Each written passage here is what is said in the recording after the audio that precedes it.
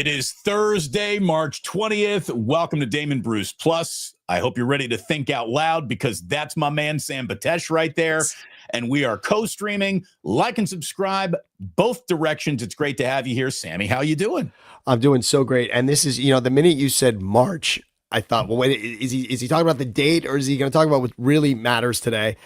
Surrounded by televisions, Damon. We've done this together many times. I think you're the reason that I care about this tournament on an emotional level, not professional. So professionally for years, I had to care about this because just for work, it was such an important part of what we did. And you had to help people with brackets, but on an emotional level, because again, I went to Santa Cruz, a school that we were not in this tournament. We used to tip a hat to when UC Santa Barbara would get in, but we're not in this tournament either in Bloomington anymore. It's what I was going to say. I was going to get you there, but you taught me how college basketball can affect people on an emotional level, and that's what was exciting. Not only reading Season on the Brink and by the tip of the cap to Feinstein, of course, yeah, but absolutely. Yes, but Season on the Brink, which you introduced me to, but also just what Indiana means in this country. I owe that to you, and so this day is special because of our relationship. Well, I can tell you, Indiana means a lot more than Purdue.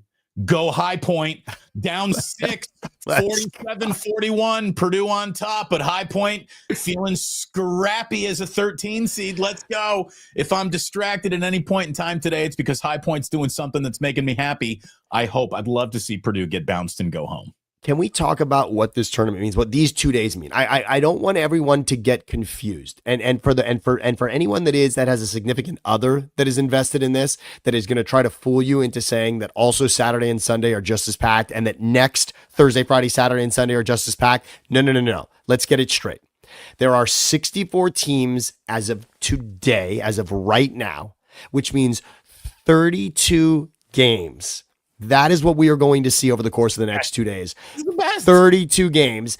These are the two wildest days in sports as far as trying to keep track of what is going on. And of course, even if we don't say gambling, even before gambling, it mattered that much. Here's the deal. Gun to my head. For the rest of your life, Damon, you can only watch the Final Four or the opening round. I'm taking the opening round 10 out of 10 times. It is. And something that you and I have not done together is go to Vegas yeah, and enjoy these days the way I think it is something. If you are someone who thinks you have to go to Augusta, which I understand, that can be on your bucket list, getting to Augusta. But I would say that an even better item, if you've got two friends in your life that are sports fans, if you could get the three of you together, go to Vegas and bet and sit in a book and drink and watch these games from 9 a.m. Pacific time until 10 p.m. Pacific time. That is really the most gluttonous way to enjoy and tell the world that you are a sports fan. It's the best. It's the best. There's nothing like the energy. They say that there's nothing like an energy before a heavyweight fight. And I've been to one, and it is special. There is something in the air that other sporting events don't have attached to it. Look, there's something about 10 minutes before an NBA Finals game tips off. There's just buzz. There's certain types of sports buzz. Well, the most unique type of sports buzz associated directly with money going in or out of your pocket is those crunch time minutes at the end of tournament games, sitting in Caesar's Sportsbook. Half the room's on one position, the other half's on the other, and it's just the energy is unbelievable. It is the tournament. It is wonderful. It is glorious. And I think the theme of this tournament going forward always needs to be don't mess with it. It's perfect. And that brings us to our opening topic here today. Because don't mess with things. It's perfect. It's hardly how anyone would describe the NFL's rules.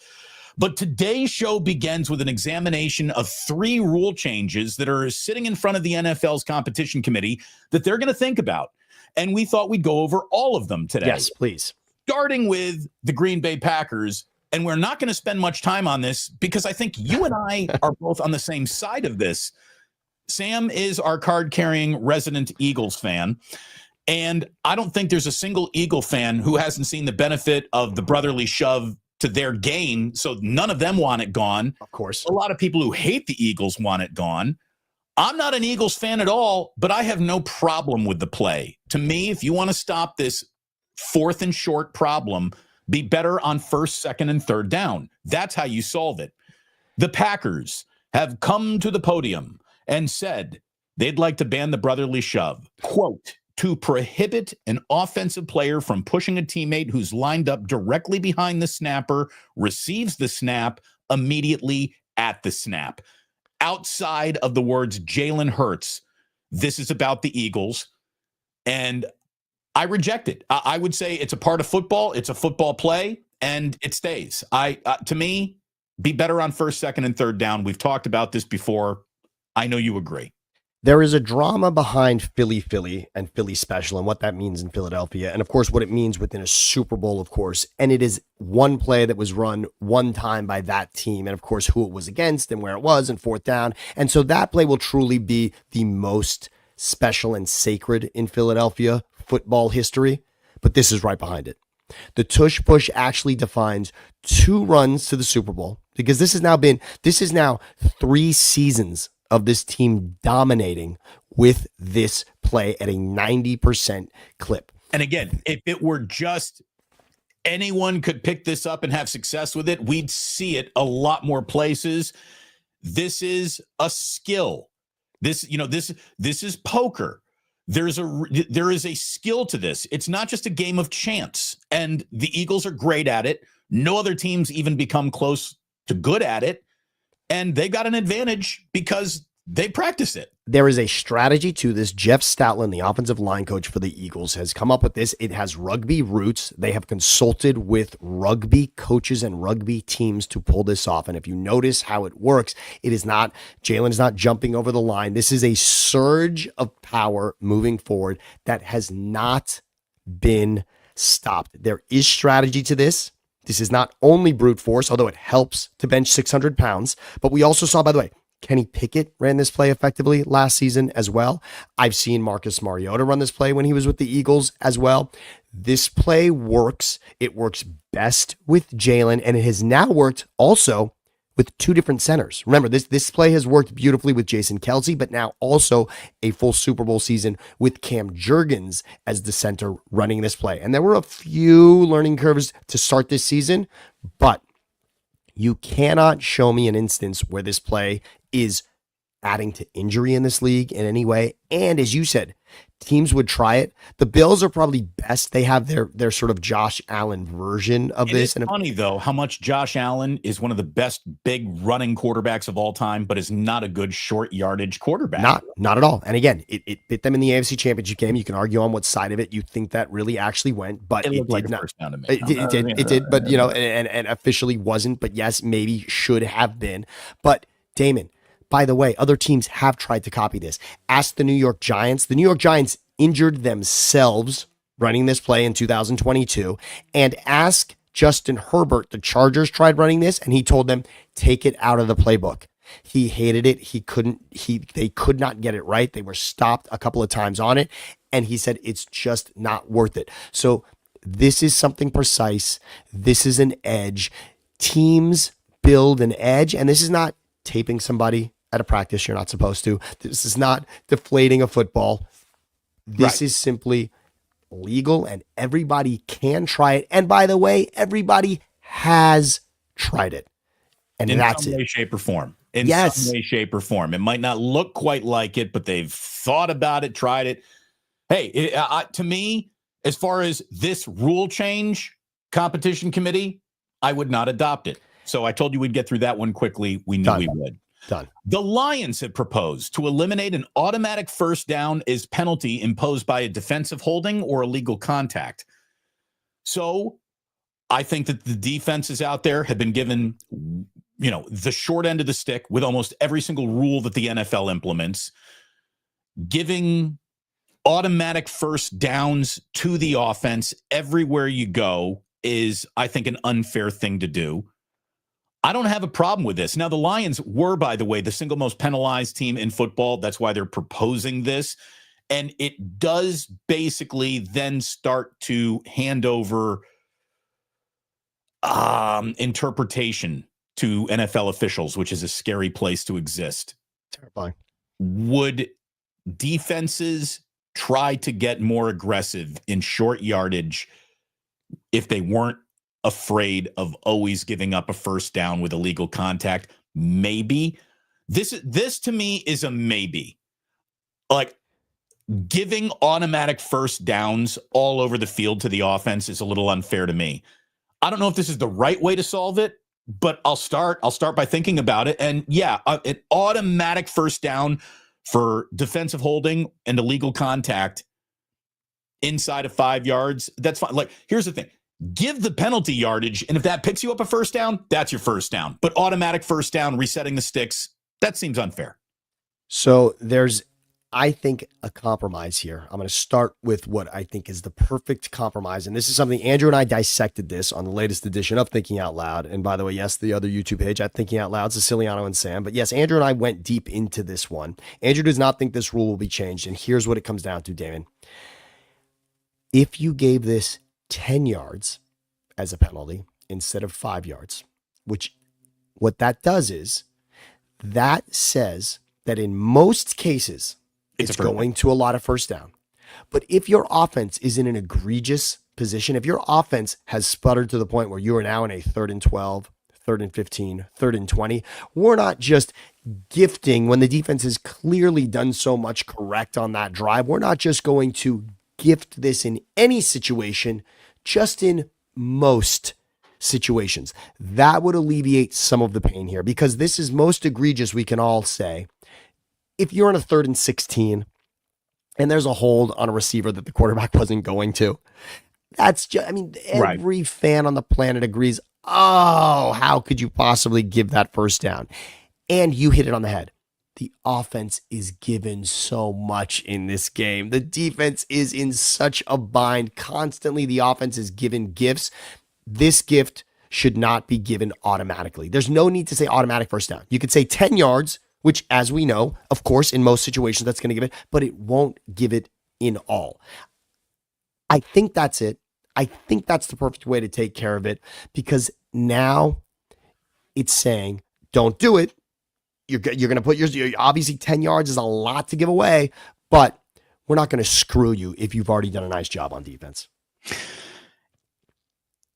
I like defensive football. So let him play, let him play, let him be physical, and not let every moment of physicality on a football field become an automatic first down. Well, Damon, don't you remember how the Super Bowl ended 2 seasons ago? So 38-35 Eagles Chiefs, the original, the 1.0 Eagles Chiefs, 38-35 in a 35-35 game with 1:54 to go. The Eagles are called for defensive holding on a 3rd and 8, which the Chiefs would have had no problem being stopped at that point. They were well within field goal range. They would have kicked a field goal to go up 38-35. The only difference is the Eagles would have had, Jalen Hurts would have had about 90 seconds to try to tie or win the game himself. And instead, the automatic first down, because again, 5 yards there would have not given them the first down, right? But an automatic first down allowed the Chiefs to run the clock to 0 and kick a walk-off field goal at that point. And that was that. That was a tough one. Yeah, I mean, like, to me, one of the things that sports needs, I think, is just a full freeze on everything. Freeze on player acquisition, freeze on conference realignment, freeze on new ways to gamble, new prop bet, freeze on new rules. Like, everything just has changed so much in the last few years. I'm like good for a full decade-long moratorium on changing everything, and just let everything sort of settle. Let's see where it is a few years from now. Let's get a few years of data before we make any extreme changes on anything. How about a better one I'd like to look at here? And the Lions, I'd love to go back. I wish there was one play the Lions were upset about. And you said that they were the most penalized at this, so I can understand. But there's not one that we can really dissect and say, oh, in that case, it was so egregious, the way a lot of these rules end up being changed for one time. What about this rule? The rule in college football for defensive pass interference is a 15-yard and not a spot foul. Yes. So I would love to see the NFL. I would love to see the NFL adopt that. And how about this wrinkle also, Damon? If the foul occurs in the end zone, put the ball at the 1 yard line. Yes. So 15 yards, but if it's in the end zone, put it at the 1. So it still could at times be a 40, 50, 60 yard penalty, but most of the time is going to be 15. And the end zone is a special place, is a sacred place. Make it different there. That's it.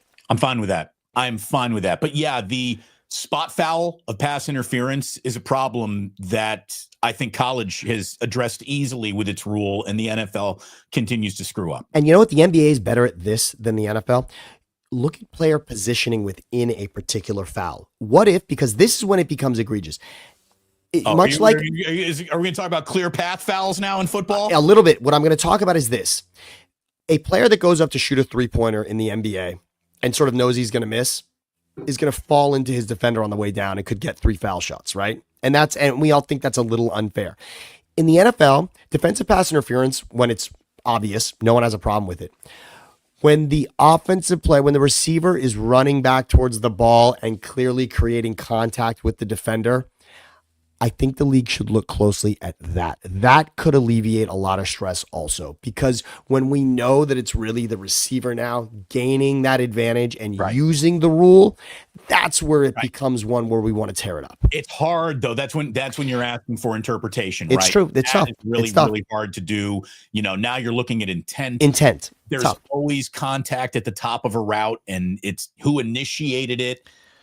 Grinding games down to a halt to look at who put whose hand on each other, and turn your head around as a defender, right? That's one. I mean, look, if you're that comes down to coaching. Turn your fucking head around, because if you turn your head around, a lot of times it's not gonna happen, right? It's that one is so obvious. If your head does not go back towards the ball, because I love the idea that if both players are going for the ball, it's not it no longer becomes a penalty, and that is done pretty well. That is executed pretty well. But I just think make it 15 in the end zone, put it at the 1.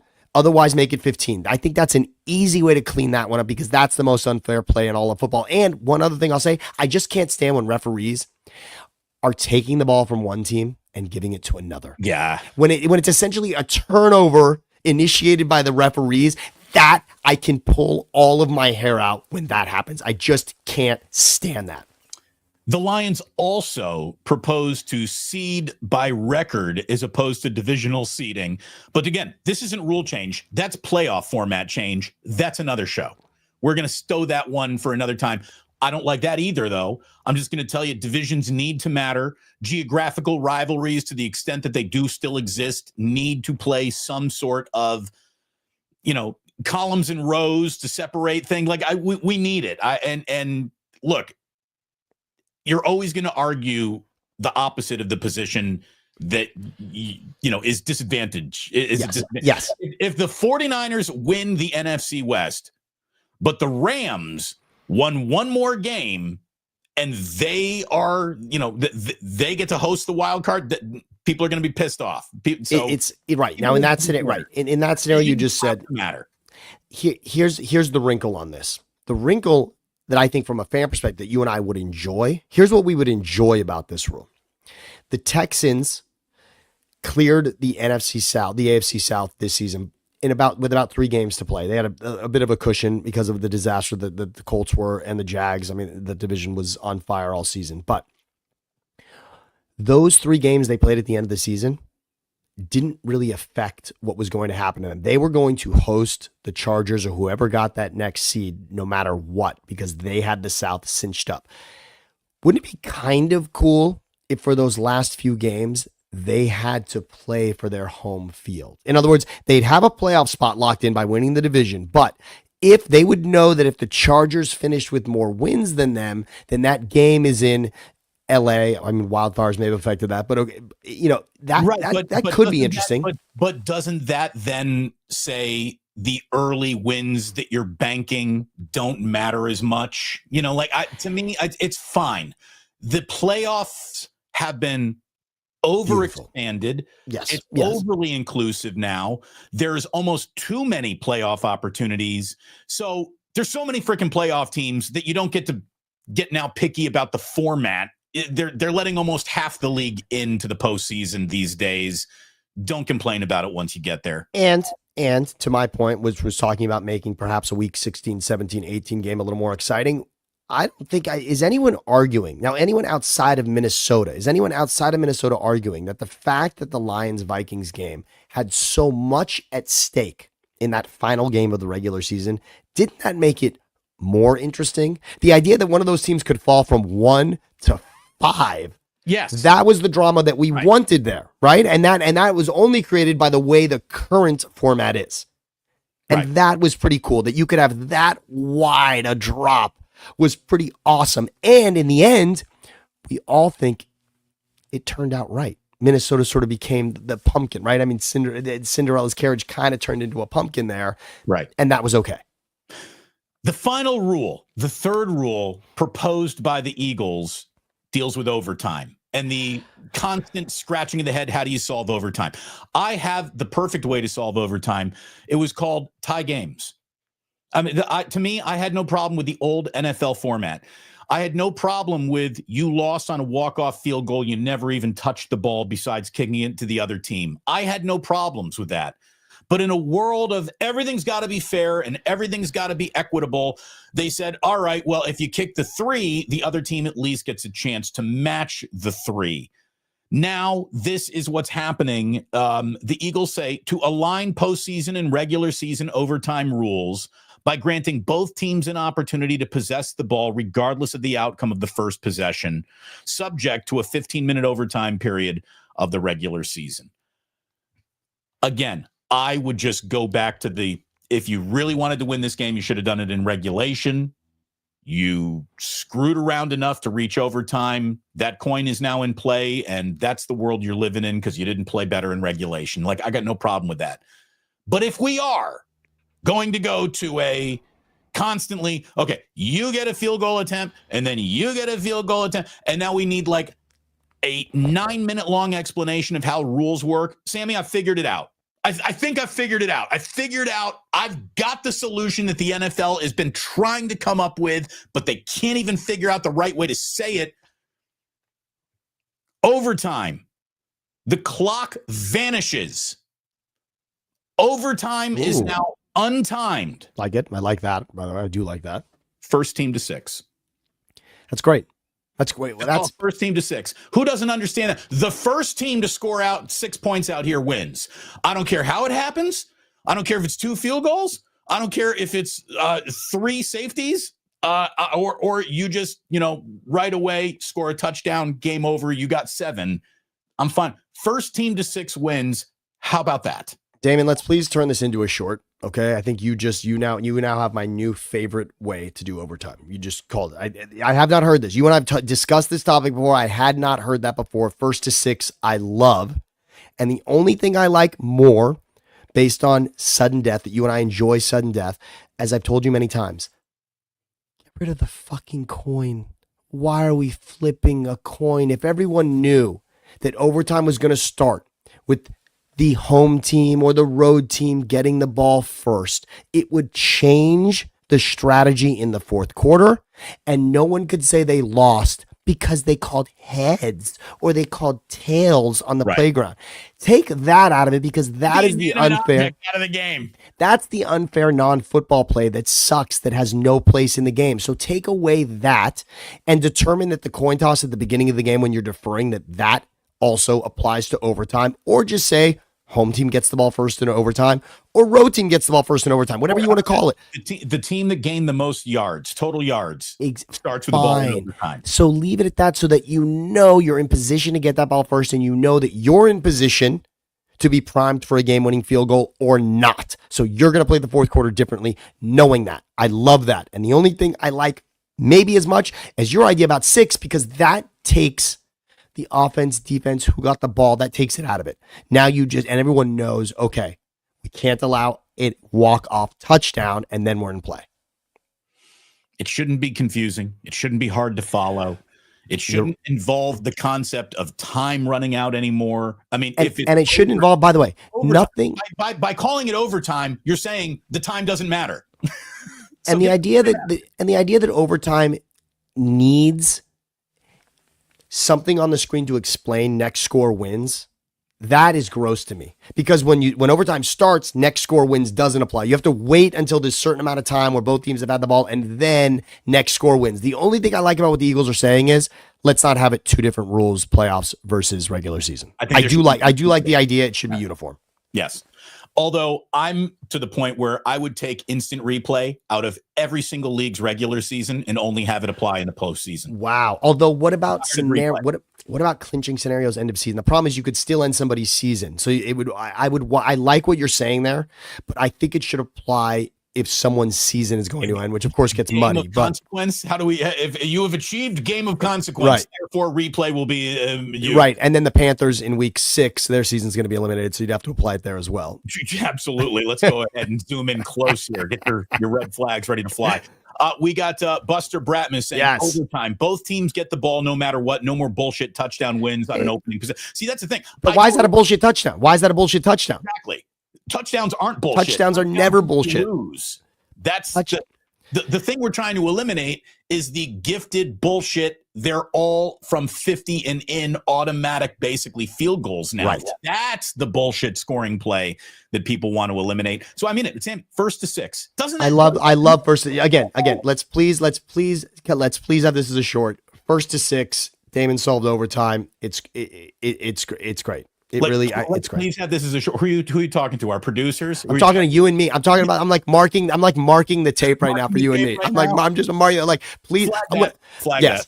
What I mean is, I want the world to hear this. That's really what I'm saying. I'm saying is, this is such a good point by Damon. I want the world to get this, and we know the world, the attention span of the world is just shorter and shorter. So I want everyone to understand this. Damon said it. Damon said it first, and when the league adopts this eventually, I want you to get the credit. That's all. The Damon Clause. It is the Damon Clause. Thank you very, very much. Santa Claus for some people. By the way, on December 25th, I want one person to visit, and it's Damon Clause.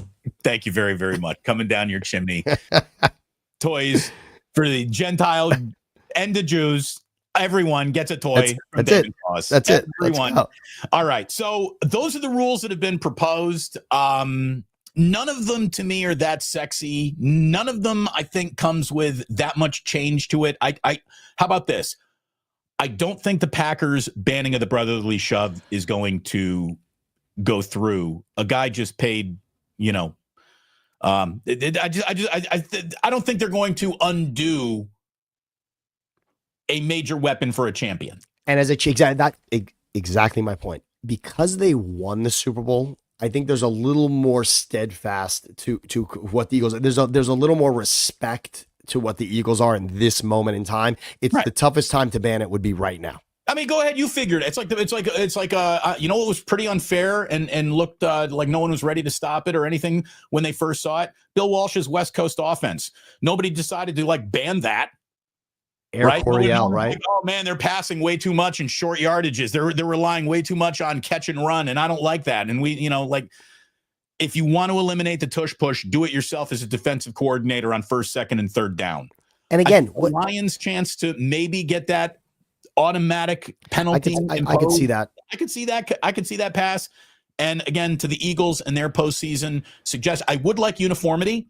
Yes. And I do think that first to 6 is just the easiest way to do it and the easiest way to explain it. And no one needs. What would you complain about? And again, are Bills fans still upset? I always say this to you, Damon. Are we still upset that Josh Allen didn't get the ball again when in 2021 in the divisional game against Mahomes? That's still what this is about. That was the unfair win that no one could stand, that the Bills had played so well in those final 2 minutes and still lost that game. First to 6 stinks. What? One team may never get the ball. Well, that's part of it. Hold on, wait a minute. That's the point. It's not fair. It's not equitable. If you want to get the ball back, you better give up nothing worse than a field goal on this team's opening drive of overtime if you still want to be in this game. If you get 7th, if you get 6th, if somebody brings it to the house, you need to shut the fuck up and go home. Get in your car, drive home. You lost a football game. That's overtime. By the way, wait. Overtime. We allotted a certain amount of time, and you're now going over that. Yeah, this is right. You're both penalized for this. You're now in my time. All right. I allotted a certain amount of time for this game. This is now extra time. Let's get this wrapped up. Let's go. I don't need more. I don't need more. You really want to get funky? You really want to talk about, like, here's a rule that'll change the outcome of games and things like that.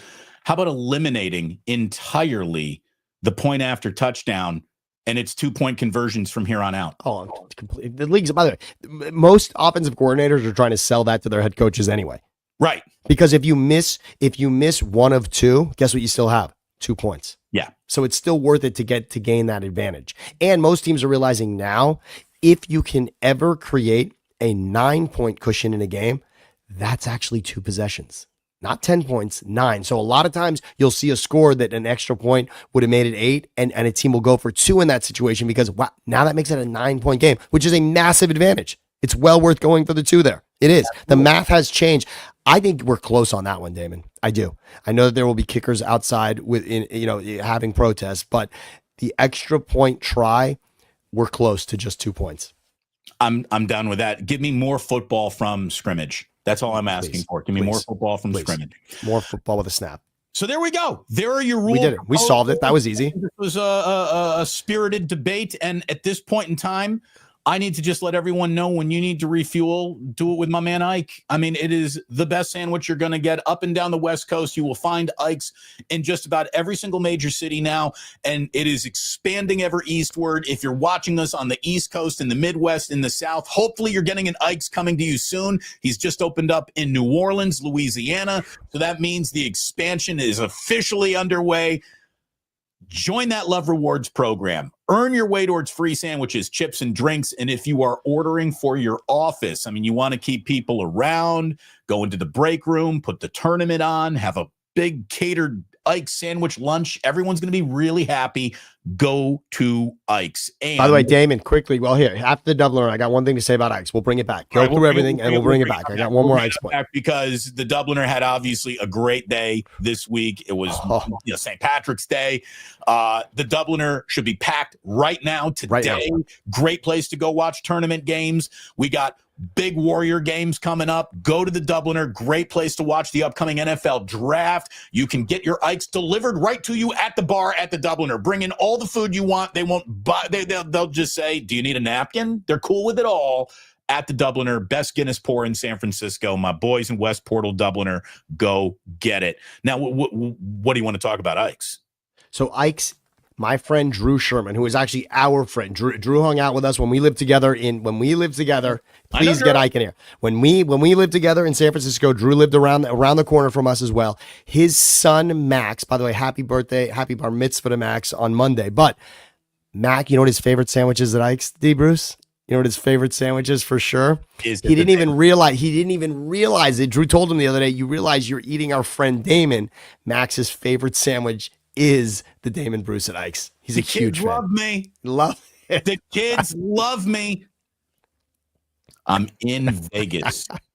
In Vegas with Ike. We're hanging out at a bar. I can't even remember where we are, but we're in Vegas together, and a guy recognizes Ike. He's from the Bay Area.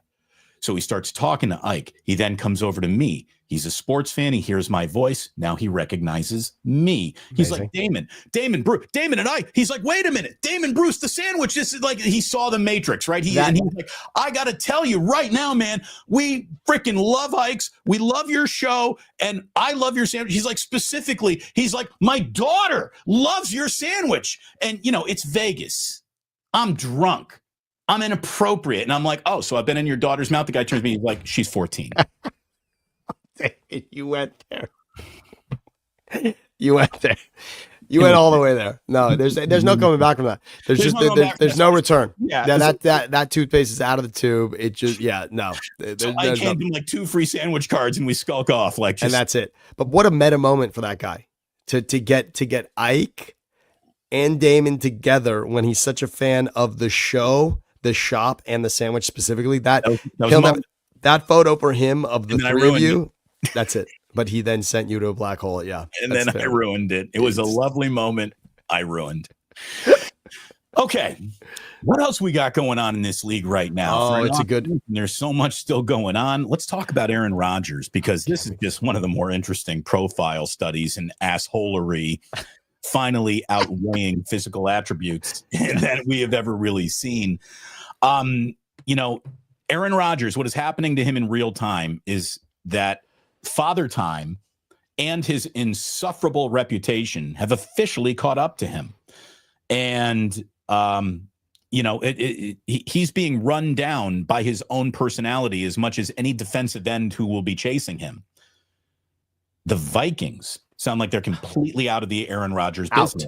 They are not taking any calls for JJ McCarthy. There's this really weird rumor that the Vikings got this huge deal that they're about to swing with the Chargers, maybe for Justin Herbert, but that is not a confirmed rumor you can find anywhere but on the fan pages. Right. Schefter doesn't have that. Shams isn't on it. You know what I mean? But so there's maybe that still in the air. But Aaron Rodgers to the Vikings sounds like it ain't happening. That leaves him with Giants and Steelers. You would think he cannot go back to MetLife. That leaves him with the Steelers. I can't think of a personality in a city that mismatch more than Aaron Rodgers, the id, and Steel City, Pittsburgh, PA. No. I would be, if I were the NFL, I think it's prudent to be in full walkaway mode for Aaron Rodgers. If he were the beacon of being some like great teammate or mentor, it would be a totally different situation. You'd still say to yourself, well, there's some, is the juice worth the squeeze? This is one of those. No, I don't think the juice is any longer worth the squeeze, Sammy.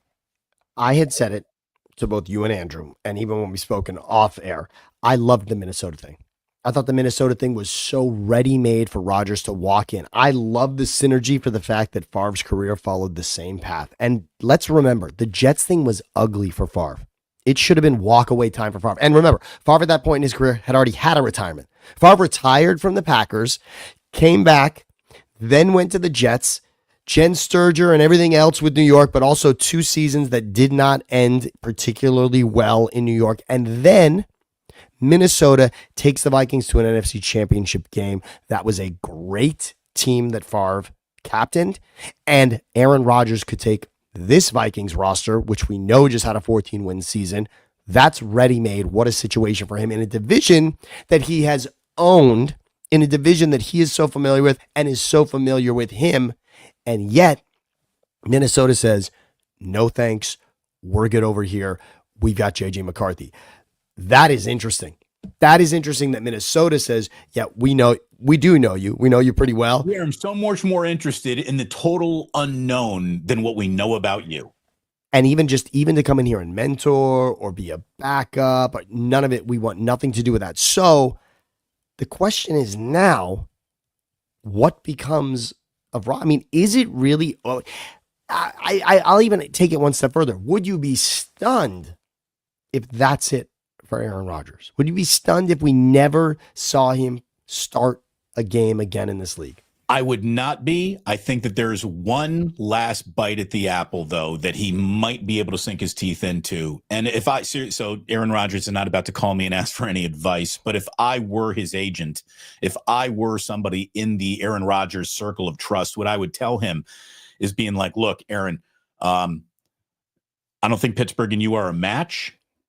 I also think that you're going to get killed behind that New York Giants offensive line, and you don't want to go back there. And that city is ready to just rip you apart based on everything that happened with the Jets. Like, you can only do further damage to an already punched to the Hall of Fame legacy.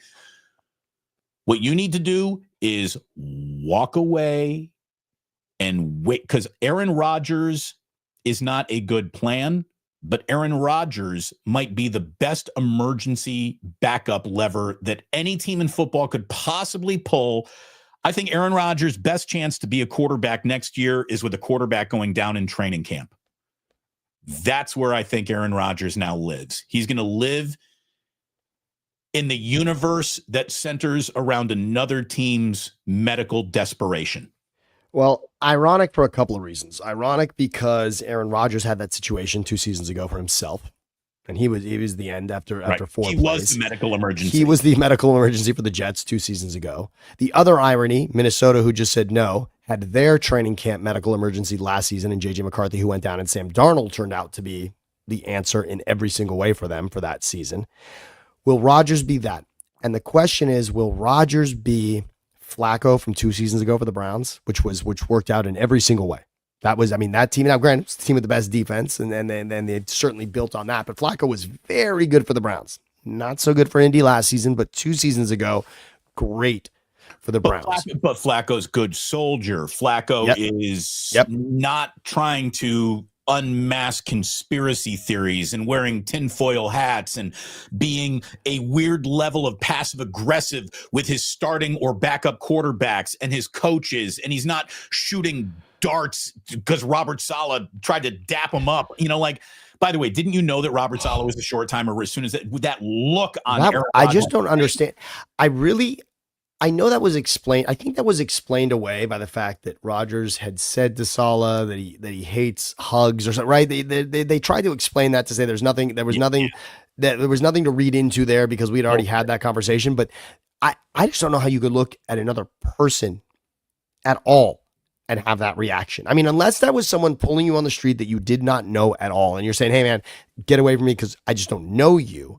Right? How could you ever have that reaction to that? Is not even your teammate. I mean, in many ways, that's your boss, right? Your head coach is your boss in many ways. For most of your life, your head coach is like, "Hey, coach," like you revere that person.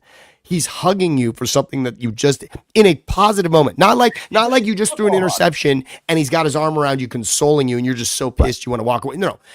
You're celebrating a moment together, and that's the look. I just can't even imagine. No, that you knew something sinister was up right in that moment. Eyewitnesses are lousy witnesses, but also looks and glances don't lie. Like your eyes are the windows into your soul. I thought Aaron Rodgers' soul, and his soul was, I hate this fucking guy, looking at Robert Saleh. Based on price, age, production, and your reputation now, I don't think there's any room for you at the inn. But that could change if one of the rooms burns down and now all of a sudden there's a place for Aaron Rodgers. He's needed as an emergency. And it opens up the options. Break in case of emergency, Aaron Rodgers is an option. I got the world to pick from. I don't think Aaron Rodgers is an option. But it opens up his options as well. See, right now you're talking about Minnesota's off the board, and now he's choosing between Pittsburgh and the Giants, and that doesn't feel great even for him, I'm sure, right? You just went through it. Neither of those options are amazing. I mean, I love DK Metcalf and I love Malik Neighbors, and both of those will have moments, but as a totality, none of us think that's a perfect fit. By the way, DK Metcalf and Aaron Rodgers are yelling at each other by the third practice of training camp. They hate each other, right? Exactly. And that we can see that, we can all see that. And by the way, it wasn't magic with Devontae and him last season either. That didn't really do much for the Jets, did it? I mean, they beat their best game together was against the Jags. Okay, great. But this was not a special reconnection between the two of them. So there's no guarantee that any receiver and Rodgers at this point are going to mesh. But my point is, what you're saying is great for Rodgers because instead of 2 options, it creates 32 options. I mean, even the Jets in this scenario would call Rodgers if there's an issue potentially. Even the Packers potentially could call Aaron Rodgers in this scenario, right? Even the Vikings, who just said no, could call him in this scenario. Brock Purdy, week 1, ACL. Whereas bringing him in as the backup, every week you have to worry about, is he saying something? And does my starter feel a little weird that Rodgers is in the building? Whereas if you're in a situation where we're calling him and everyone on the team is saying, yeah, get him in. Yeah. Like, we've built something here. Get the guy in that can keep this thing upright, that we don't have to have a learning curve with. That becomes more exciting for everyone. I think you're right. That's probably the fear for most teams. Bring this guy in, and now he's running our our backup quarterback is now running our organization. I mean, nobody wants to commit to that. No, I think that there is a place for Aaron Rodgers somewhere in the NFL, but it doesn't really exist yet. And if I were him, I wouldn't be looking to play a full season for anybody. I mean, like, be the emergency solution, not the, here he is as a savior. By the way, the farcical thing about Aaron Rodgers and his entire career. And look, there is a moment in time where Aaron Rodgers, I mean, for a decade, you could not rank him outside of the top 5 quarterbacks in football. He was in that top 5 conversation. He was probably 1 or 2. Damon, he was probably 1 or 2. I mean, he was physically, because think about it, he also was, before Mahomes, Rodgers was also elusive in the physical and elusive in those ways. He was a physical specimen also. Yeah. one Super Bowl. Aaron Rodgers has not equaled gonna win a Super Bowl automatic in the way that he has been built throughout his career. Like, oh, Aaron Rodgers, he knows the way to the victory. No, he doesn't. In the postseason, no, he doesn't. He got one Super Bowl. So, the whole this guy is a walking ring. I always thought that there was a false flag so attached to that nobody ever pointed out. Like, hey, by the way, if this guy equals you're always in the fucking Super Bowl, how come he's got one ring? And well, I would say this, and look, as somebody grew up Somebody who grew up a fan of the Chicago Bears. Yes, you did. Yes. Who am I to say anything about the Packers winning 2 Super Bowls?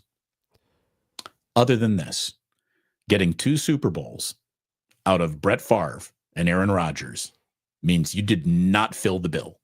Only got 2 of the single greatest quarterbacks of all time. In a 30-year stretch, you enjoyed nothing but Super Hall of Fame caliber quarterback play, and you got just 2 Super Bowls. Lame. Now, at least Favre went to another, and I always like to say this: I don't take away Super Bowl championships from everyone. We're not going to say, oh, outside of that season, that's an amazing season, an amazing accomplishment. You're right that there were so many others because Aaron Rodgers is in the conversation about greatest. When you get to that conversation, it becomes difficult. When you're shooting for something, yes, getting a championship puts you over. But when you are in the conversation about greatest, right, one of the greatest of his time, yes. All time, there's guys. It becomes different. It becomes different because of what Mahomes and Brady. Without a Super Bowl is a better quarterback than Aaron Rodgers and 1 Super Bowl. Yes, probably. I will also remind everyone, and we've said this before, it's fucking hard to win it all. Oh, yeah. There's a lot that has to go right to win it all. Things outside of your control have to go well. But the 15-win season, which might have been his greatest season, the 15-win Packer season before there were 17 games on your schedule, the 15-1 Packers that lost to the Giants in their opening divisional round game, that's the scar on him, I will say. Yeah, that one, again, losing an NFC Championship game, no matter what the circumstances, you're in a big game. You're in a massive game. If you make Kaepernick, yes, yeah. I mean, Kaepernick owned it. I mean, Kaepernick owned the Niners owned Aaron Rodgers. There was talking like the Rams might be interested in Aaron Rodgers. Up here, they were like, please, go ahead. I told you. I said, oh my God. Yeah, the Niners are saying yes. By the way, the Rodfather with the final word. Aaron should sign with Arizona. He could be closer to a shaman. That's perfect. Yeah. And really, that is perfect. Yeah. And as Siciliano pointed out to us just a week ago, the photo of Rodgers kind of wandering the beach with the blanket. I mean, maybe that's what it'll be. Just staring off at the ocean. Who am I to shit on Purdue? They're in the tournament. My team isn't. Congratulations, Purdue. You've beaten High Point. You have advanced to Saturday in Providence, Rhode Island, the Dunkin' Donuts Center. I will also say this much. There's a lot of coaches and teams that get shit on for not making it to the Sweet 16. Or actually, I'm going to say my point will be this. If your team, quote unquote, only makes it to the Sweet 16, can I remind everyone how the tournament is exponential? You can say, oh, we only won 2 games in the tournament, but it's exponential. You understand when you go from 64 to 32, what the competition pool becomes? This tournament is different. We just said winning a championship in the NFL is difficult. This fucking tournament is brutal what you have to do to win. And if you get to the Sweet 16, that is an accomplishment. I understand that there are teams that only judge on championships, but there is something to making it through the first weekend. There is. And a lot of great teams don't make it through that first weekend. And a lot of teams you've never heard of do. Anything after the Sweet 16 is freaking great. Yes, it's icing. Anything. Yes, it is. I just want everyone to understand that and try to find a smile for your team's accomplishments if you make it through that first weekend, because all we want in life is a couple of days to gloat where you don't have to worry about the next game. And making it through the first weekend gives that to you. You get a couple days before that next game where you're feeling good. That's worth it. So there is a little bit of something, but it's a tough tournament. Dude, in upstate New York, Siena, when I was a kid, made it to the Sweet 16. And it was just, there was nothing. It was like the Yankees were playing in your friend's neighbor's backyard. I mean, it was happening in your hometown. We couldn't believe it. And so that was an awful lot of fun when that happened. And look, when it happens for the small schools, that's cool. So awesome. It's so awesome. It really is. Look, and by the way, I one other tip. Purdue, other than Matt Painter, their coach is phenomenal. I got a lot of respect for Matt Painter. He's good enough to have won a national championship. I hope they never do. The 5-0 scoreboard is all Indiana has left in terms of bragging rights over Purdue. So I don't want them to stay. But again, when you haven't won anything since 1987, you probably shouldn't brag too much. No, but look, Purdue to be eliminated as a 1 seed, follow it up with a run to the championship game, and then to lose in that one. I mean, that for you, Damon, that is a pain that only a Purdue fan will know. That was better than what Virginia got bounced 16-1 and then won it all. But they won it all. Purdue lost. So imagine the pain of thinking, all right, we're going to avenge this, and then to get all the way there to the Monday night and lose it there. There's kind of a beauty to that in a way. By the way, I can't go back into the chat and find it, but earlier I read Chef A, who is a regular pluser. Chef A was asking, who should I watch tonight in this tournament? Watch the scoreboard. Just go. Yeah, he says besides the dubs, I'm the tourney. Anybody or teams I should focus on? Yes. Just all you need to do is follow the closest game. That's where the drama is. The teams do not matter. No. The drama of March is what you want. And for those that don't have the Score app, it's a great app that just shows you all of the games that are going on that night and the scores as they're happening. Go to something that you see is in the second half and is within 2 possessions and go to that. That's all you need to do in this tournament. The other thing I want to say is a betting tip for this tournament. For those that think a wild, ridiculous long shot is going to make a run in this tournament, do yourself a favor. Don't bet $100 for the possibility of a 2,200 team winning it all. But if you can bet on that team making it to the Final Four, which are still going to be great odds, you're still going to get probably plus 1,300 on that. There's such a likelihood a team can make a ridiculous run all the way to the Final Four, but winning that next game or 2 more games, that's where it's really ridiculous. There are just opponents that you're going to meet in a Final Four that are beyond whatever you saw before that. So as a tip here, from a betting standpoint, if you want to lay something on a long shot, look at it to win the region and not to win it all, because that's actually something that historically will happen, whereas winning it all does not happen to the Cinderella. It just doesn't. The only other bit of gambling advice that I would give anybody on the NCAA tournament, and this is antithetical to the way a lot of people gamble because they want to hit a parlay. Don't link games together. Just winning one game is hard enough. If you just betting within the vacuum of a game, bet first halves, second halves, singular team point totals, individual point totals, but to try to say, all right, Purdue, Duke, Kansas, and freaking Fairleigh Dickinson are all advancing. Don't try to tie them all together. Bet individual games. They're hard enough to win one of them in this tournament. Last couple of things here, Sammy, on the way out the door. Let's go. The other thing that happened in the NFL this week was the Cincinnati Bengals. And if you're Joe Burrow, I think you got to be really excited. You got Jamar Chase, you got T. Higgins back. If I were Joe Burrow, I would like to think I'm good enough to make the next guy up, T. Higgins.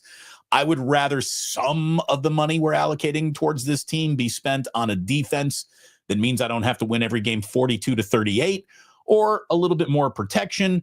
But at the same time, Joe Burrow has been tied to 2 outstanding wide receivers, and the Cincinnati Bengals, who are, famous for their cost-cutting, not spending ways, opened up the pocketbook for 2 good players. And I don't know what it officially means, because they're the Bengals. The Bengals are always going to bangle it up somehow, some way, but they have as good of an offensive nucleus as you could hope for. I want to take away the moniker of what we think about the Bengals. Now, remember, there used to be a term in sports called Clemsoning, right? Because they would lose, and Dabo Swinney changed that. Clemsoning used to be getting close in a game and losing it late, or having a season and blowing it late. I mean, that used to be a term. Look it up. It did. Dabo Swinney changed that. Right? Deshaun Watson, Dabo Swinney, they changed that. Clemson was winning championships and blowing out Alabama in championships and winning on walk-offs against Alabama in championships, right? I mean, that changed forever, that term. The idea of what the Bengals have been in your lifetime, I want to take it away with Joe Burrow there. This is what a magnificent quarterback can do for your franchise. This team was leading in a Super Bowl against the Rams. There was actually, if you go back and look, a defensive penalty in that game that largely changed that game. And I understand Burrow was getting sacked 100 times in that game. And yes, Aaron Donald and that team deserves every bit of it in Cooper Kupp. They won that game. The Rams were outstanding. But these are not the Bengals. This is a Bengals team that now competes in this league to the point. Think about this. What was the biggest surprise of last season? It was that the Bengals had the number one passer, the number one receiver, and the guy with the most sacks in the league and didn't make the playoffs. We are now surprised. The Bengals are now in our mind a team that we are surprised when they don't make the playoffs if they are healthy. And they were healthy and didn't make it last season. Joe Burrow has changed what this franchise. Joe Burrow is the definition of cool. The Bengals were never cool. Right. Cincinnati is not a cool place. That's Jamar Chase. Well, so that's another thing I wanted to ask you about, because in this press conference where Jamar Chase and T. Higgins are up there high-fiving each other, yeah, we just got paid. They asked Jamar almost, like, sure, the money's great, but why does it work for you with the Bengals? And he basically said the city is such a dud that there's really nothing for him to be distracted by, and it's just all football all the time.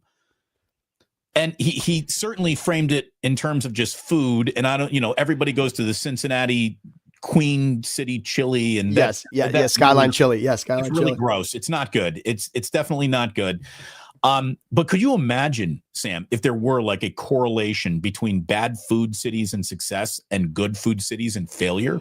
Well, first of all, we know this much. We know the Niners would not have ever had a dynasty. San Francisco is a top 3 in the world city to eat in. But it would explain why the Saints have won so little. This is true. New Orleans, that's a bad football team. Bad football team again and again historically, yes, with the Aints and Chicago, the bags on their head. The Cubs, Chicago, great food city. Most of those teams suck. This is really funny. And LA for a while had issues winning as well. So you would have, but New York, of course, over time has done all right. And we know that they are. And then there's going to be a team in London one day. And again, a city known for food. But Vegas is now a huge culinary destination. I love that you said Vegas. I was going to say the Cincinnati, what he is speaking to though, what he's actually speaking to, Chase, is the fact that he doesn't have distractions. But think about how Las Vegas has become now a beacon. Go to the NHL. The Vegas Knights went to the Stanley Cup final in their first season in the league and won the cup 3 years later. There's actually a benefit if you can control it. Miami's done this. The Heat have done this over the years. If you can control your own players from partaking in all of the distractions, and now teams that come to visit your city with such distractions are the ones out on the road staying up late and doing too much, you can use it to your advantage. You can actually make it that your team is disciplined enough to understand what it's like to live there, whereas teams that come in once throughout the season, they feel like it's Mardi Gras when they're there. 100%. And that could be totally different. 100%. So maybe he's got a point that he likes the fact that there is no allure to what's going on in Cincinnati, and it works for him. But I love that he said it. I love that he admitted it. And you and I are clearly not going there for any kind of a foodie adventure. One of the reasons why James Harden wanted out of Philadelphia was because he didn't like the strip clubs. It's great. I mean, these priorities are just perfectly intact, which I love. I saw Harden the other night, by the way. You saw that I was at the Intuit Dome. I gotta ask you about it because obviously they opened up Chase Center a few years ago. It's hailed as a new building that is really, it's pretty freaking spectacular in there. But then you see the Inuit Dome, which is, you can't get to the Inuit Dome unless you go through the Chase Center first. And this is now. You were there last night with Siciliano. What were your impressions of the Inuit Dome where the Clippers play? First and foremost, everybody should go there. And I'm going to say everybody, if you're in LA, if you're close enough, if you've made it to LA, like from outer space, I don't think you need to make a trip just to do this. But if you're close enough, please go watch a game there. That's the way I feel about the Sphere. If you can get into the Sphere, it's worth it. I don't care who's playing or what you're going in there to see, but you should see it with your own two eyes. Yes. And that's the way this place is. This place is so unique from a venue standpoint. It is a must. It is also likely going to be the technological advancement for sports venues moving forward. And let me ask you this. Would you like this? Do you find this to be convenient or not, Damon? To get into this building, to walk into the building, you need to download an app on your phone, give it your email address, scan your face, and link your credit card. But from that moment, you do not need to lift a finger, take a credit card or a phone out of your pocket for the entirety of your experience in the building. You actually walk in without a ticket. Your face is scanned upon arrival and you walk into the building.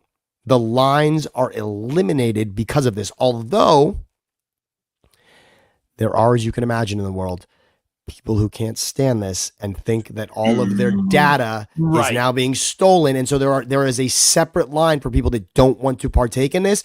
And there's a lot of time wasted by people having to explain, well, oh, you need your credit card. Now you have to link this.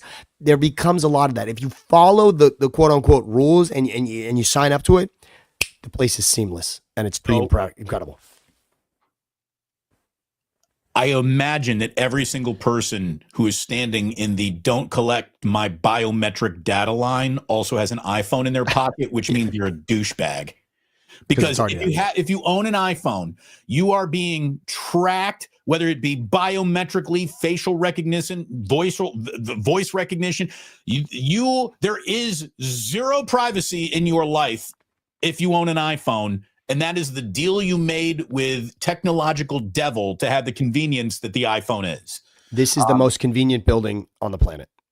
It is. I mean, we're talking concessions. I mean, think about this, Damon. So to get into the concessions, to buy a beer and a hot dog, there is a gate essentially that recognizes your face and opens up. And now anything you grab off the shelf is charged to the credit card that is linked to this nose, my nose, which is immediately recognizable even from outer space.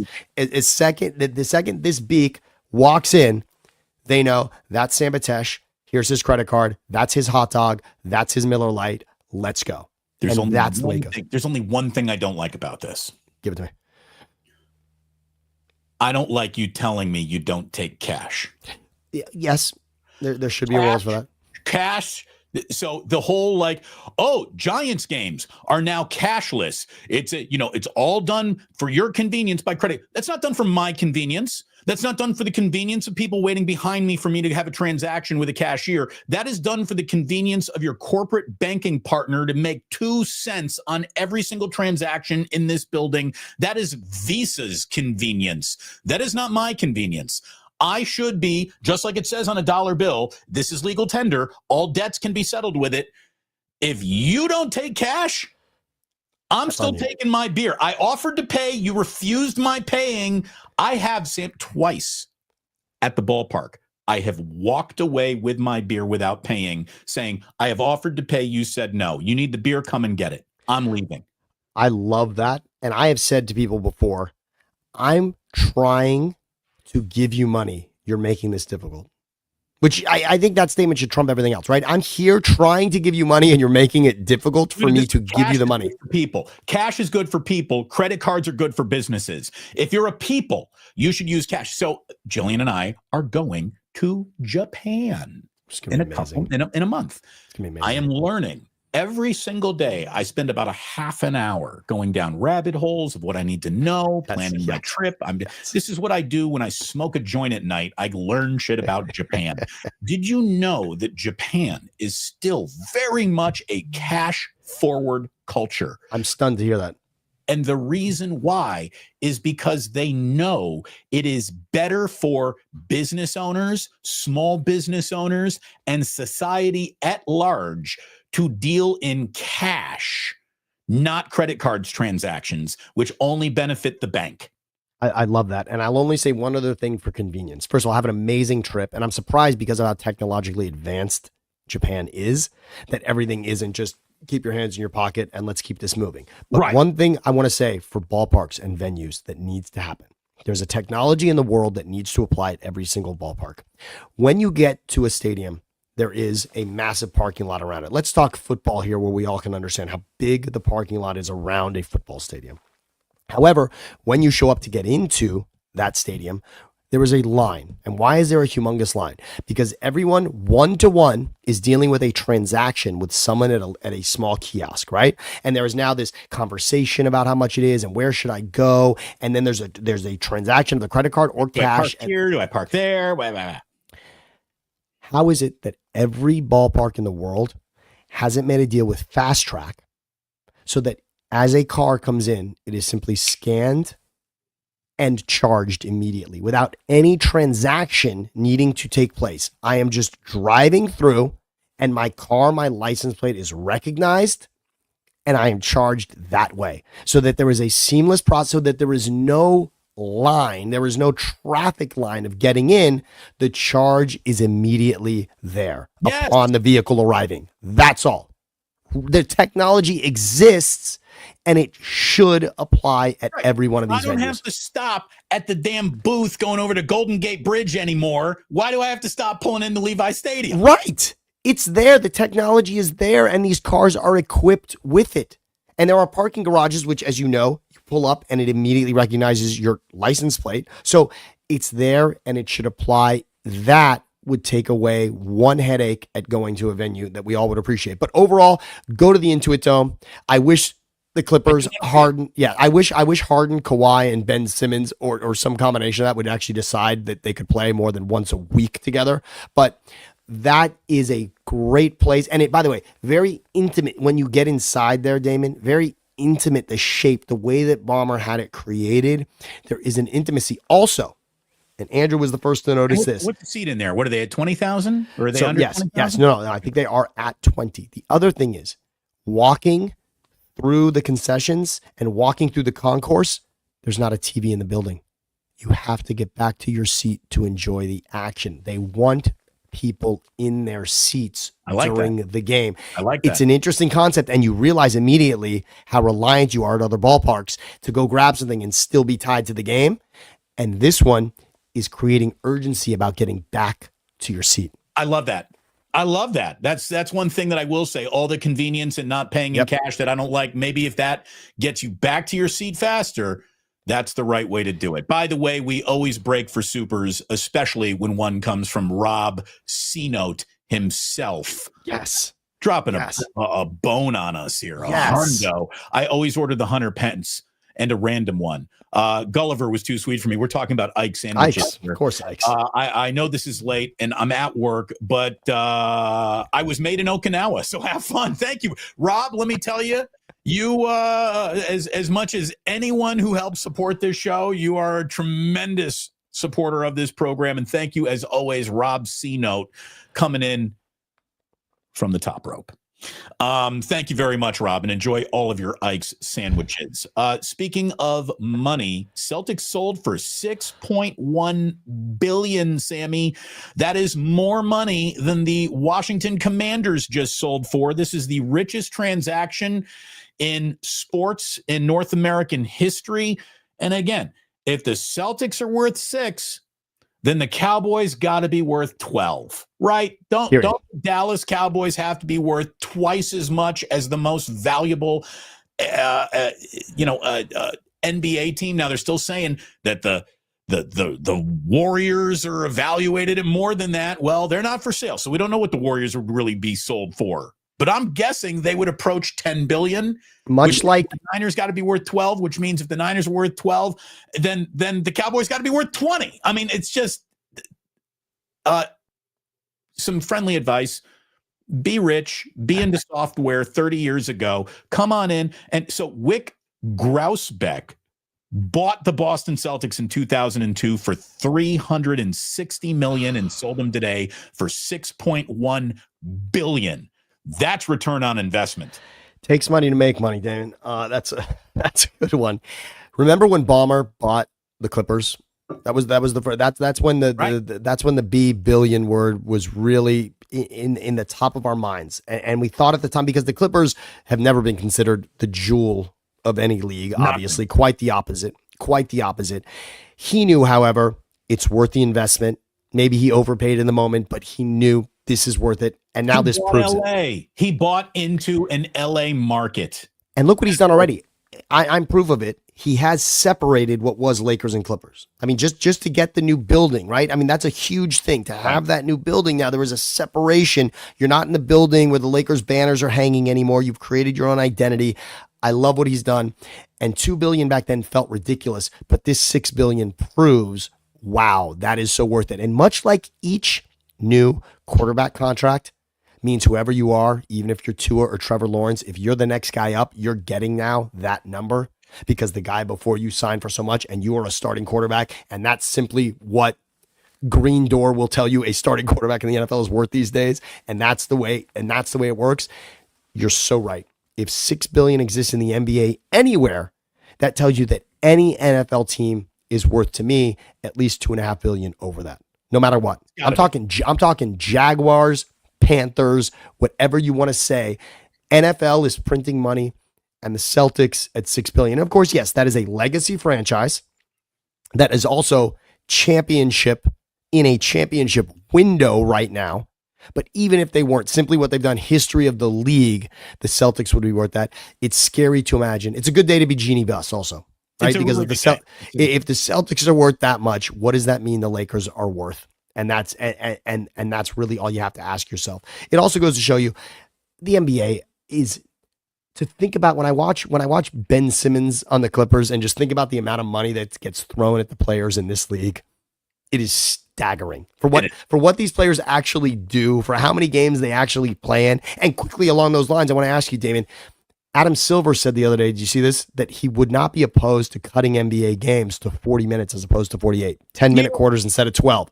Pussy. I mean, just good Lord, you pussy. This to me means you shouldn't even be commissioner. That should be a disqualifying statement. Good God. Now, do you think, though, here's the thing, because I thought about this. It feels like it's not a huge thing. And you would think, okay, maybe that won't incentivize players to play more games, but it's not the question about whether it incentivizes players. It's actually the question of whether or not it cuts down on injuries. If it truly does cut down on injuries, that's the thing. Injuries have always been part of sports. There's no way to ever permanently prevent them. I think load management is an absolute slice of scientifically based bullshit. It's scientifically based, but it's still bullshit. I hate that I showed up at the Intuit Dome and felt like it was a favor to me that Harden and Kawhi were on the court at the same time together. But I did. I felt like they were doing me a favor because I'm so used to not knowing who's going to be on the floor for that and many other teams in the NBA. And the idea of gambling to spend the money you need to spend to get to one of these arenas and show up and not have the player that's printed on your ticket show up in the game, it is hilarious the way the mentality has changed. It is. Yeah. The NBA doesn't need to ask less from its schedule, its game time, or its format. The NBA needs to ask more from its overly pampered players who, again, are working harder than you could ever imagine. But there are guys who used to play 82 a year, eating their knees and coach. And the world was full of tougher men. Y'all, a league full of bitches. You're so right. And let me say this because we discussed it before. If the Suns miss the playoffs, Damon, can we just tell Kevin Durant again how much we would have appreciated him coming to the Warriors and how much we wanted to see that and how much he absolutely should have and how much more fun he could have been having to come here and make a serious run at the Lakers. We right now, the Warriors have a chance, even just with Jimmy, to go take down the Lakers. And if Kevin Durant was on this team with Steph again, this would be a championship contender. And I'm so pissed that he stayed with the Suns. And the Suns are absolute. Now, they could surprise us, but right now, that is a garbage team. Dude, they got no scrabble about that. They got no squabble in them. They don't want to squabble up against anybody. They are soft in the middle. The worst defensive team in the league, I believe. The worst. Let me just tell you right now. If you wanted a reason why you should have been leaving the Phoenix Suns, Kevin, Google Bradley Beal trade. Wait until you see what the Suns still have to pay for Bradley Beal. Wait until you see the amount of assets that you think might be your future teammates one day. No. You are on team Bradley Beal going forward to 2030. So good luck with that. Good luck with that. You want to attach again. This is the guy who left Steph to team up with Kyrie and then wanted to team up with Bradley Beal and was so happy with that he didn't want to team up with Steph again. Like, I'm sorry, dude. You say that you're a gym rat and you love the game, and I'm sure you do, but you're not serious people. You are not serious people about winning a championship if you're comfortable staying in that situation because you didn't want to move. Mr. Moves every 4 years anyways. Anyway, so that's it. That's all we got time for here, other than a little history lesson.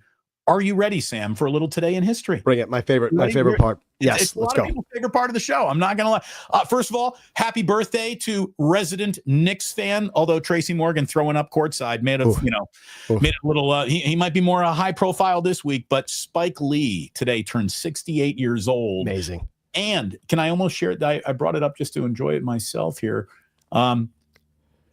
Kathy Ireland. Oh, wow. Kathy Ireland turned 62 years old today. Kathy Ireland played a huge role in the development of my libido when she was the cover of Sports Illustrated. The prettiest Sports Illustrated supermodel I think I've ever seen. Kathy Ireland and those eyes. I mean, gorgeous. like emerald. Talk about Emerald. Yeah. You a boobs guy, you are a legs guy, you're a butt guy. Kathy Ireland turned everybody into an eyes guy for a little bit there. Thank you, Kathy Ireland, for everything you've done. Thank you for the two of us and boys everywhere. Yes. No, Thank you, Kathy. What an icon. An icon. Truly an icon. An absolute icon. Today in 1345, the University of Paris determined that it was a conjunction of Saturn, Jupiter, and Mars on this day in 1345, and it was the conjunction that caused the Black Death. They did not know it was rats and it was the plague. So that's how stupid science used to be. They thought it was literally like the Saturn, Jupiter, Mars conjunction, and then they found out bubonic plague actually comes from fleas and rats, not the stars, you morons, in 1335. Damon, can I ask you, are your boys fascinated? Are your boys fascinated? Are Jack and Ozzy fascinated with the planets? Levi is so locked in on planets. It's unbelievable right now. Planets, dinosaurs, and trucks. It's universal. Yes. Little boys. That's it. That is it. It's so true. Planets, dinosaurs, trucks, and construction anything. Right? Honestly, because every boy at one point wants to actually take out the garbage. Every boy wants to be a garbage man just because the truck is so cool. As a boy growing up, there's something, the garbage truck looks so cool that you think you want to be a garbage man for at least a year in your life as a boy. Hey, who's more important to your neighborhood? The garbage man or the doctor? Garbage man every week. I need him. I need him every week. Did you hear how the bubonic plague started? You need take your garbage out, people. Take your garbage out. By the way, today in 1602, the Dutch East India Company was established. That was basically the first Vandalay Industries, importer, exporter. Congratulations. David the Captain Seinfeld. Today in 1916, the theory of general relativity was published by Albert Einstein. E equals MC squared. Nobody knows what it means, but everybody knows E equals MC squared. You know what the world needs? There's a lot of biopic films, and I think an Albert Einstein Oscar-worthy movie needs to be made. I really do. I think that would be so cool to see Einstein's life in that way. Everything, because when I picture Einstein, everything's black and white. Everything that's one photo. I need someone to get passionate about that project and remind the world what it is like to be genius and to see and remember what he truly did for all of us. I think that'd be really cool. And maybe there's not enough drama in his life worthy of it, but I'd love to see it. The Einstein sex scenes? Yes. I'm all for it. Let's go. I mean, we had it with Stephen Hawking. I mean, we did. That was a great movie. Tremendous movie about Stephen Hawking. Yeah. Theory of everything. Oscar-worthy movie. And Eddie Redmayne won for that. What's the Russell Crowe? Beautiful Mind. Beautiful Mind. Yeah. Yes. Let's see it. Albert Einstein, you deserve one. Let's see. Ooh, two very big things in music happened today. In 1969, John Lennon married Yoko Ono. Ooh, well, I'm going to tell you right now that the Peter. The guy who did the Lord of the Rings, what was it, Peter? Why we're both blanking on this right now. Keep going, and I'll find this. I will find this name for us. Yes, he did the huge Beatles documentary that came out on Disney, where they basically showed them pulling. They show the coolest part of that documentary is you literally watch Paul McCartney pull "Get Back" right out of thin air. Like he writes "Get Back" right in front of you, and you see it. The other interesting thing in that is, Yoko's always been blamed for breaking up the Beatles. She didn't do anything other than smoke cigarettes and read the newspaper quietly. Like Yoko was not a problem. Yoko needs a new publicist. Yoko did not break up the Beatles. I'm here to absolve Yoko of any wrongdoing. Peter Jackson, was that? Yeah, I wrote it down. Yeah, I found a voice. Yes, you're right. Yeah, you're there right. you go. Again, you did it. You just got it. You grabbed it. I love it. Before Google. Exactly. Today in 1982, rock guitarist Randy Rhoads died in a plane crash right in front of Ozzy Osbourne, and this was one of the all-time up-and-coming heavy metal guitar virtuosos. I mean, crazy train. You don't get it without him. You don't get, all of the Ozzy songs. Randy Rhoads, one of the greatest ever, died in a plane crash, and look at it this way. Ozzy still went on to have quite a career. What that career might have been with Randy Rhoads, who knows? And instead, a television show that we have for Ozzy for a lifetime. But let me say, the movie La Bamba and the plane crash that happened for Richie Valens will forever be. That is, if you die in a plane crash as a rock star, it just goes to show you how bright you can burn. And then truly what happens, but I will forever be sort of scarred by that idea of looking up into the sky and having a legend just immediately evaporate. And it's amazing. I mean, so you had Richie Valens, the Big Bopper, and Buddy Holly. Buddy Hollins. Right? Yeah. You've got Buddy Holly. Yeah. There's been way too many small plane crashes that have taken so many small plane crashes. If you're a rock star, don't get in a small airplane. Don't. And if you play Major League Baseball, don't fly one either. Roy Halladay. Oh, that's rough. And Corey Lytle. Oh God, I forgot about that. Corey Lytle too. Former A, yeah. Former A. By the way, have you seen? It almost feels like there is an intention of sticking with Oakland in all A's broadcasts. They are being called Oakland. I'm wearing baseball's last dive bar shirt today too, by the way. I love that. First of all, John Miller and Dwayne Kuiper have basically said, fuck everyone. We're calling them the A's still. We're calling them the Oakland A's. Good. And I'm okay with that. Broadcasters are now doing it. I think that is fantastic. I remember, and I am an Angel. My dad adopted one team outside of Philadelphia, and it was the Angels. And I remember all of the Los Angeles Angels of Anaheim was such a thing, and people were throwing that out. City of Anaheim will get that hat tip forever, and I think Oakland deserves it even more than that. Also, I will say, for those that haven't done it yet that are watching, please go watch Damon's interview with Glenn Kuiper. For anyone that is an A's fan at all, for anyone that is a baseball fan, such a moment, such a cool lesson in life. And just, a great dude that you and I know now for more than 2 decades. Glenn Kuiper's is just, he was a friend of both of us, and I just think it's no matter what you think of the situation, and it's a great conversation with you and Glenn, and I just think everyone should go check it out. Yeah, thank you. We'll wrap up with this.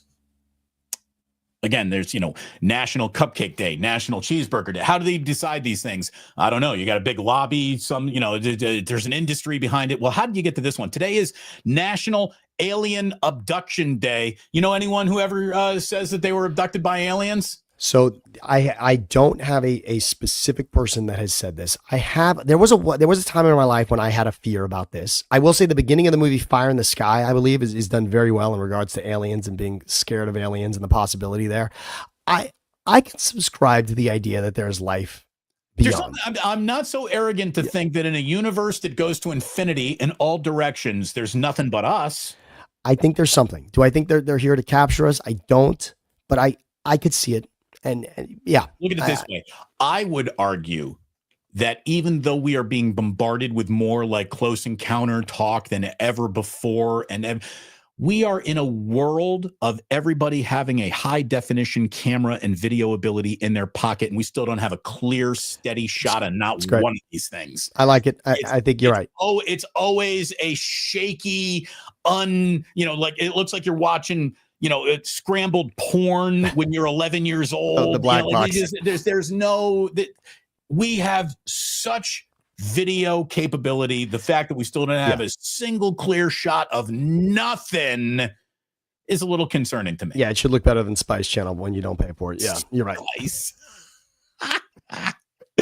Look it up, kids. And there it is. That's the show today. We thank you for tuning in. Sam, thanks as always. I can't urge everyone enough to go and subscribe over to Sam's YouTube page. Do it now. Support him and Andrew Siciliano. And subscribes all around. Please do the same here for the Plus. And this was always a pleasure, man. I know a show went well when it goes fast, and this feel like it went really fast. It always does with you, Sammy. It's just you and me hanging out and doing what we would do anyway, right? I mean, this is just such a great opportunity for us to hang out for 45 minutes or whatever, have the conversation we would want to have with everybody else. I think it's fantastic. I love doing it. It's such a pleasure. Thanks for having me. There we go. Stevie Ray Vaughan died in a helicopter crash. Yeah, I mean, Otis Redding died in an airplane crash. It's bad. You don't get on an airplane if you're like a 20-ish-year-old rock star. Just friendly advice from me and Sammy. Thank you for watching, and please remember that sports don't build character, they reveal it. Don't get on a small prop engine airplane if you're a rock star. And like that, they're gone.